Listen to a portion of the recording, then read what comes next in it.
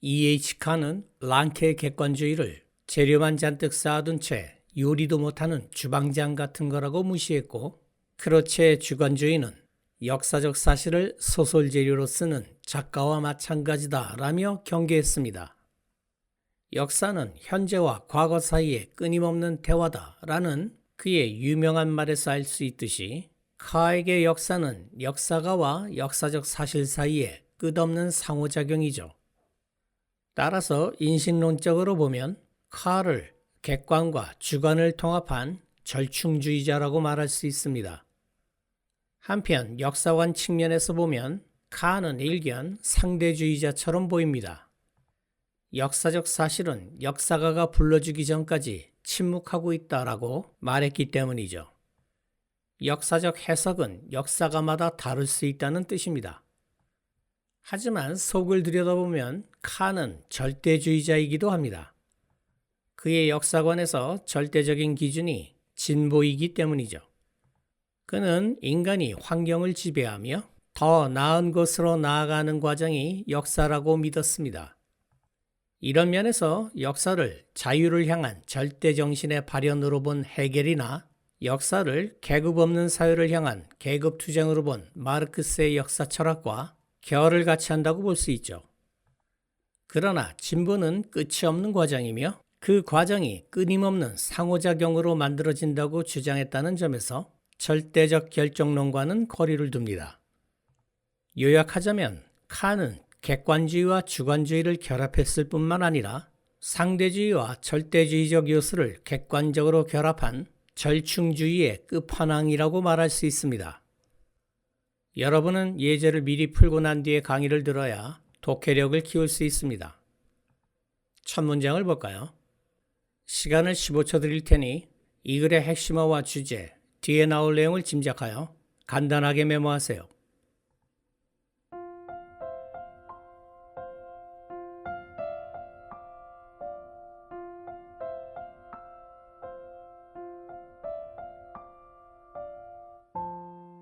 같이 봅시다.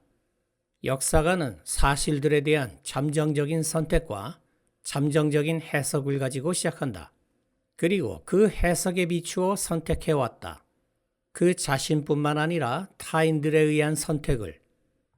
쉽게 말해서 역사가는 아무런 편견 없이 사실을 고르는 게 아니라 이미 어떤 생각의 안경을 쓰고 그 안경에 보이는 사실들만 골라낸다는 뜻입니다.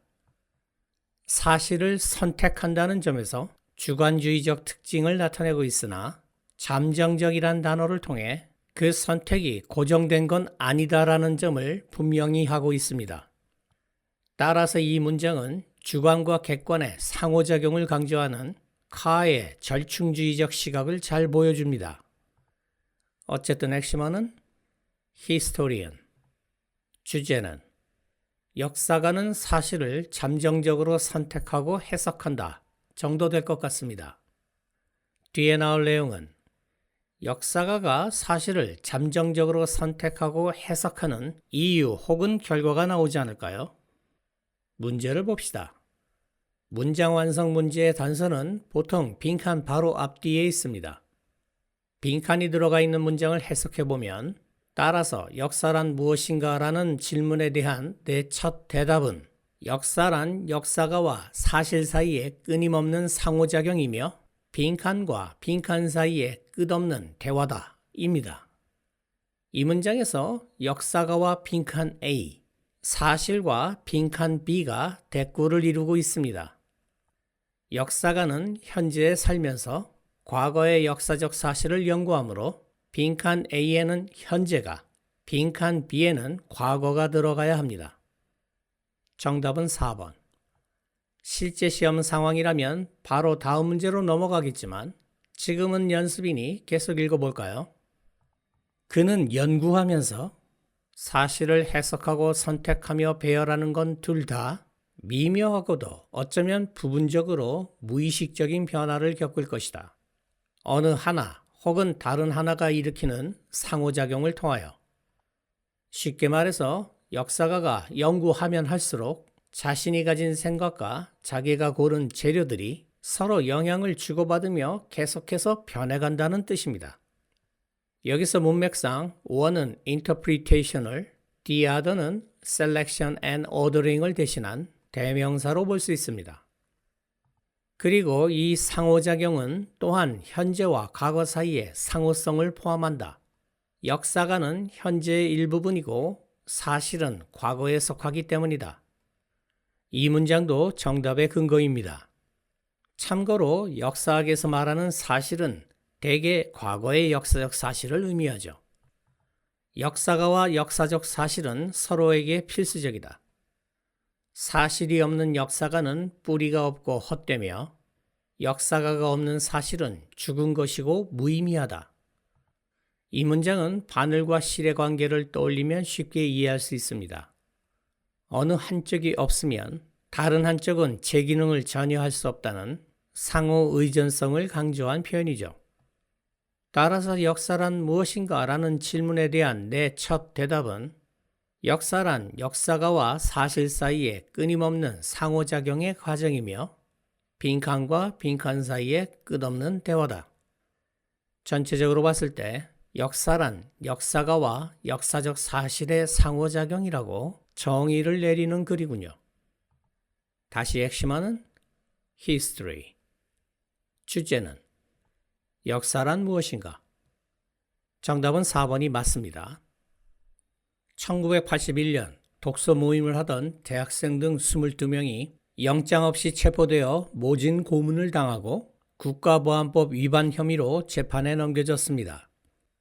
검사는 이들이 읽은 책들을 불온서적으로 규정했는데 그 중심에 E.H. 카의 역사란 무엇인가가 있었죠.